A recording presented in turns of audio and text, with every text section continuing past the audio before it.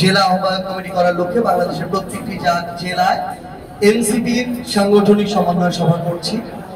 আমরা মনে করি যে আগামী বাংলাদেশে এনসিপি শক্তিশালী রাজনৈতিক হিসেবে দাঁড়ানোর জন্য এনসিপির জেলা থেকে শুরু করে প্রত্যেকটি ওয়ার্ডে শক্তিশালী সাংগঠনিক একটি আহ্বায়ক কমিটি থাকা প্রয়োজন। পাশাপাশি এনসিপির যে অন্যান্য সহযোগী এবং অঙ্গ সংগঠনগুলো আছে, জাতীয় যুব শক্তি, জাতীয় ছাত্র শক্তি সহ অন্যান্য যত সংগঠন আছে, আমরা মনে করি সেগুলোরও একটি শক্তিশালী সাংগঠনিক ভিত্তি প্রয়োজন। সেই লক্ষ্যে আমরা বাংলাদেশের প্রত্যেকটি জেলায় এর পূর্বে জুলাই পদযাত্রা করেছিলাম। এখন আমরা জেলা পর্যায়ে সাংগঠনিক সমন্বয় সভা করছি। আগামীর বাংলাদেশে এনসিপিকে আমরা শক্তিশালী দুইটি দলের মধ্যে একটি দল হিসেবে দেখতে চাই এবং আমরা মনে করি এনসিপি তাদের জায়গা থেকে আগামীর বাংলাদেশে শক্তিশালী একটি রাজনৈতিক দল হিসেবে সংসদে জনগণের হিসেবে প্রতিনিধিত্ব করবে।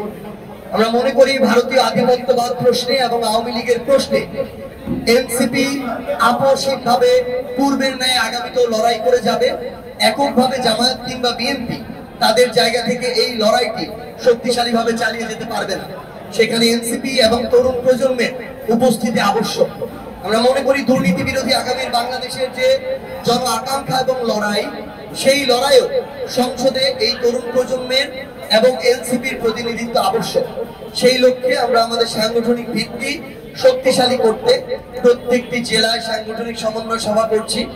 আজকে আমরা আমাদের এই জেলা ঢাকার নিকটবর্তী অত্যন্ত গুরুত্বপূর্ণ একটি জেলা মানিকগঞ্জ জেলা এসেছিলাম এবং আমাদের সাংগঠনিক সমন্বয় সভা শেষ করেছি।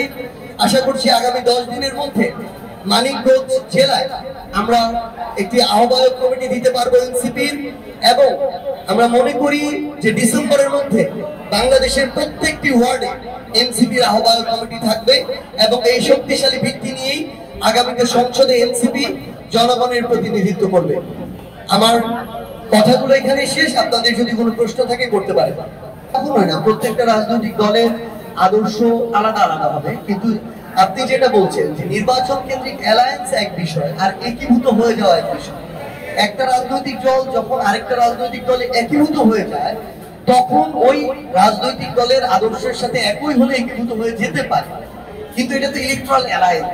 এটা যখন দুইটা রাজনৈতিক দলের জনগণ কেন্দ্রিক নির্বাচন কেন্দ্রিক আশা আকাঙ্ক্ষা একই হয়, তখন ওই রাজনৈতিক দলগুলো ইলেকট্রাল অ্যালায়েন্স করে এবং নির্বাচনের পরে নিজেরা নিজেদের মতো করে রাজনৈতিক কার্যক্রম করে এবং নিজের আদর্শগত জায়গায় সাংগঠনিক জায়গায় কাজ করে। এনসিপি এখন পর্যন্ত সিদ্ধান্ত নেয়নি কারোর সাথে ইলেকট্রাল অ্যালায়েন্স করবে কিনা। যদি করে, অবশ্যই এই কমিটমেন্টের ভিত্তিতে করবে যে যারা আগামী বাংলাদেশের জুলাই সনদের প্রত্যেকটি সংস্কার বাস্তবায়নে কাজ করবে, যারা আগামীর বাংলাদেশে তাদের জায়গায় বিচার নিশ্চিত করতে কাজ করবে, যারা শহীদ পরিবার এবং জুলাই যোদ্ধাদের নিরাপত্তা ও পুনর্বাসনের জন্য কাজ করবে, সামগ্রিকভাবে বাংলাদেশের স্বার্থে আওয়ামী লীগ বিরোধী অবস্থান এবং ভারতীয় আধিপত্যবাদ বিরোধী যে অবস্থান, ওই অবস্থান যাদের সুদৃঢ় থাকবে তাদের সাথে ইলেকট্রাল অ্যালায়েন্স হতেও পারে।